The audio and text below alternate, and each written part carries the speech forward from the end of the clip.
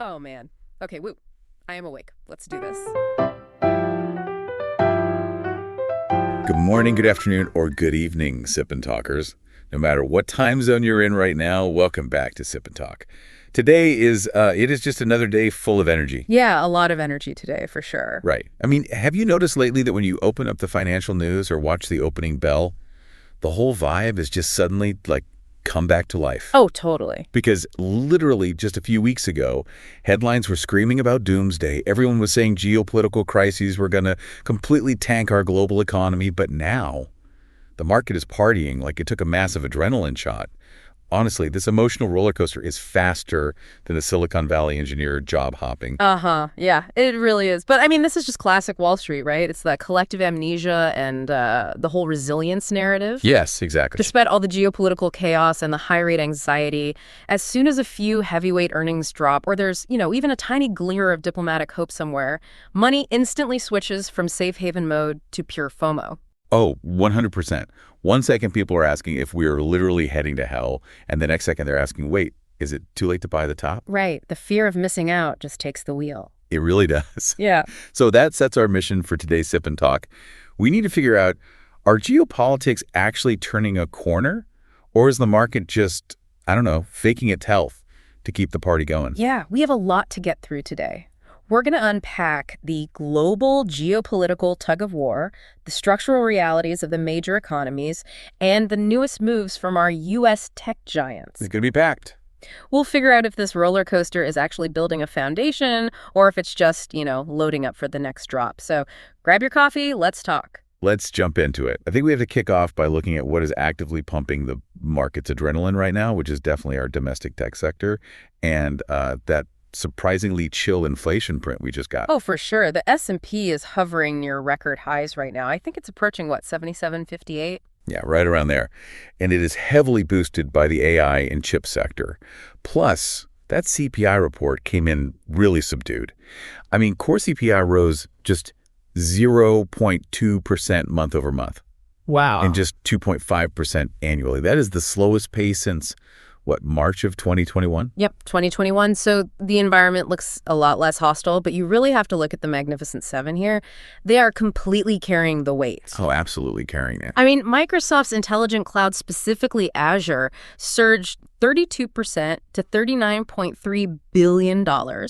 And Copilot just hit 30 million paid subs. That is just insane growth. And Apple posted its strongest June quarter ever at $109.4 billion. The iPhone alone brought in over $54 billion. And the AI hardware side is just on fire. You look at CoreWeave, their contracts literally quadrupled. Cisco just revealed they have $4 billion in AI hyperscaler orders. $4 billion, that is just... It's massive.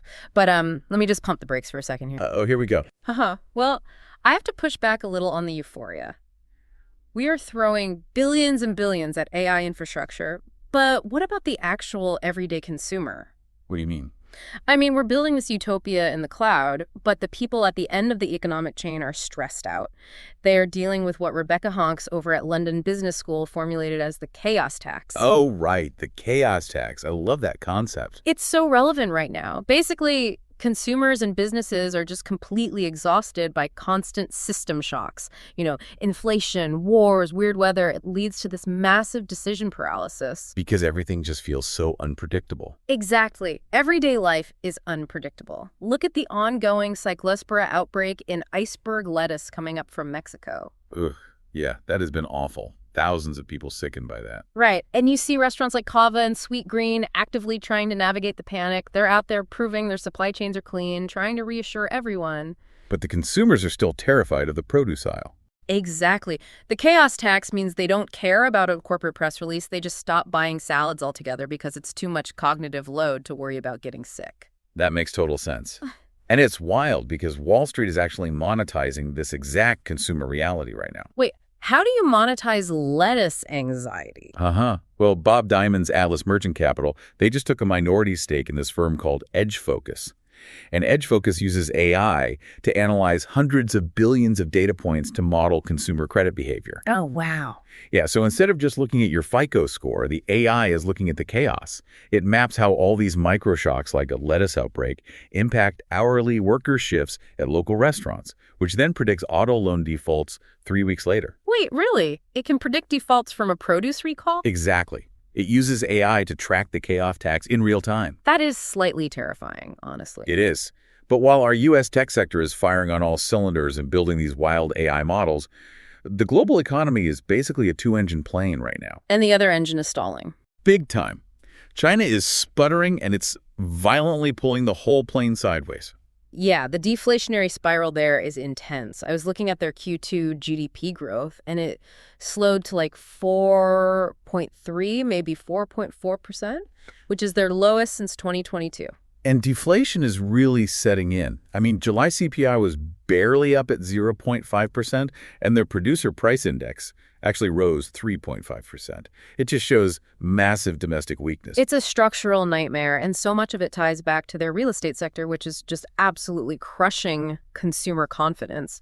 Secondhand home prices have plummeted over 20% from their peaks. Which is devastating for household wealth over there. Right, because when all that unsold inventory sits there and net worth drops, it triggers this massive wave of precautionary savings. So nobody's spending any money. Exactly. It's like a store where nobody inside is buying anything, so they are entirely reliant on foot traffic from the street outside to keep the lights on. That is a perfect analogy. Yeah. And the crazy irony here is that China's only economic lifeline right now, that foot traffic from the street, is exporting tech products to us. Yep.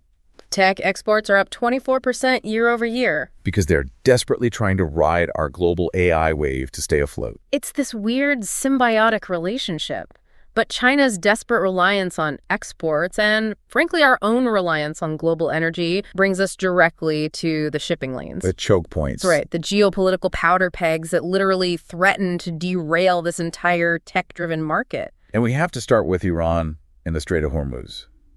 Trump just posted on Truth Social that the U.S. has, quote, total control of the strait. Yeah, I saw that. But the reality on the water is highly, highly complex. Oh, incredibly complex. It is not just about total control. There are these deep diplomatic back channels happening right now, heavily mediated by Qatar and Oman. Right. And they've led to this proposed safe transit agreement for commercial ships, which is super interesting. Basically, ships would enter via Iranian waters, but exit via Omani waters. Which sounds like a logistical technicality, but it's actually huge. It's a massive face-saving maneuver. Exactly.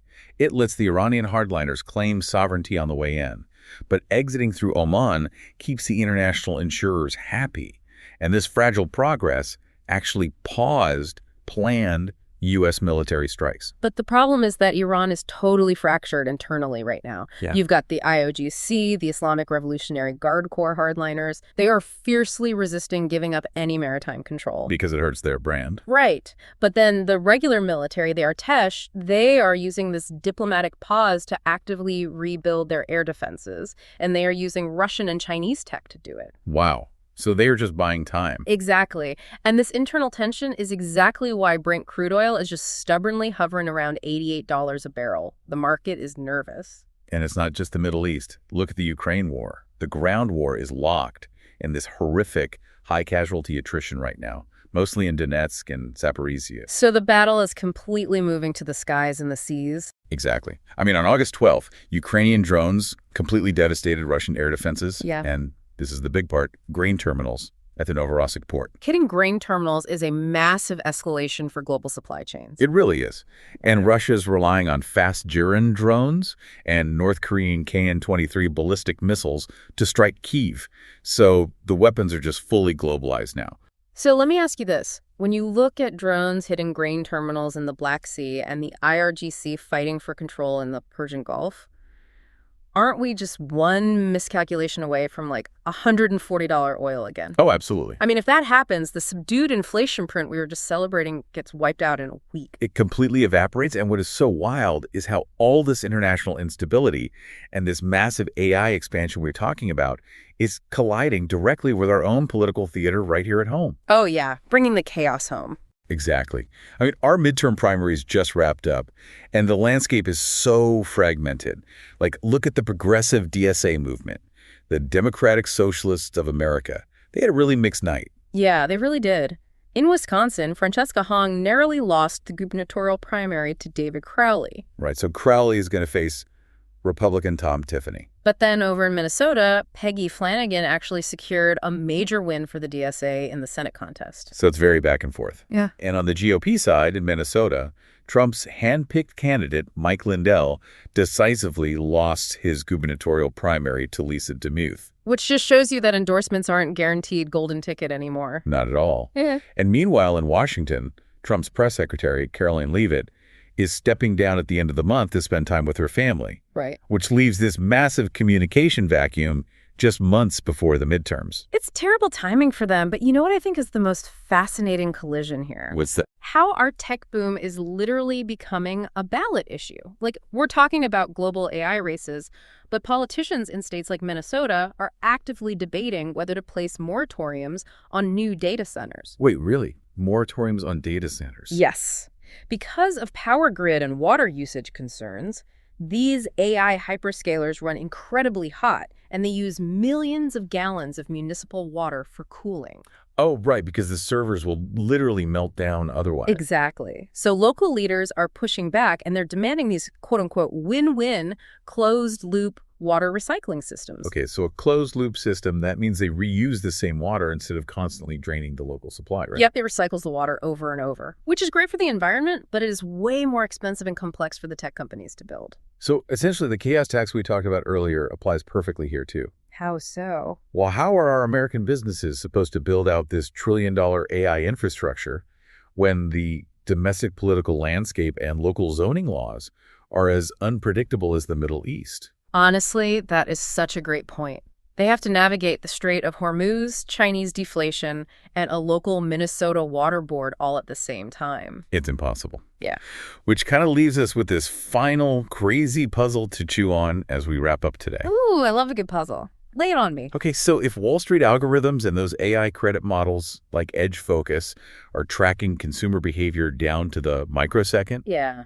what happens when those exact same AI models start predicting and financially reacting to geopolitical warfare faster than our own politicians can draft policy? Oh, man. Right. Are we handing the steering wheel of the global economy over to the very machines we are currently struggling to build data centers for? That is. Wow. I mean, if an AI shorts the market based on a Black Sea drone strike before Washington even gets out of a committee meeting, policy just becomes totally reactionary. Exactly. Something for all of you sip-and-talkers to mull over this week. Seriously. But hey, as a quick reminder to everyone, today's geopolitical and political analysis was entirely objective. Very true. We aren't taking sides, we aren't endorsing any political parties, and we aren't criticizing any nations or groups. Our goal is just to present the facts and encourage critical, independent thinking in a world of total information overload. Absolutely. And also a quick disclaimer that nothing discussed today is financial or investment advice. Always do your own research. So if you enjoyed today's conversation, please hit that subscribe button for the Sip and Talk podcast. Yes, please subscribe. And before we go, you guys have to check out the latest travel vlog on our old friend Mickey's YouTube channel, Mickey to Life. Oh my gosh, poor Mickey. He is currently wandering around Italy right now, and he is facing his absolute ultimate nemesis. What is it this time? He is desperately trying to find a public toilet in Rome. Uh-huh. It's a genuine struggle, and it is hilarious to watch him panic on camera. The real chaos tax is European plumbing. You guys definitely need to go give Mickey some moral support on his channel. Seriously, go check it out. Well, that does it for us today. We'll see you next time. Bye, everyone.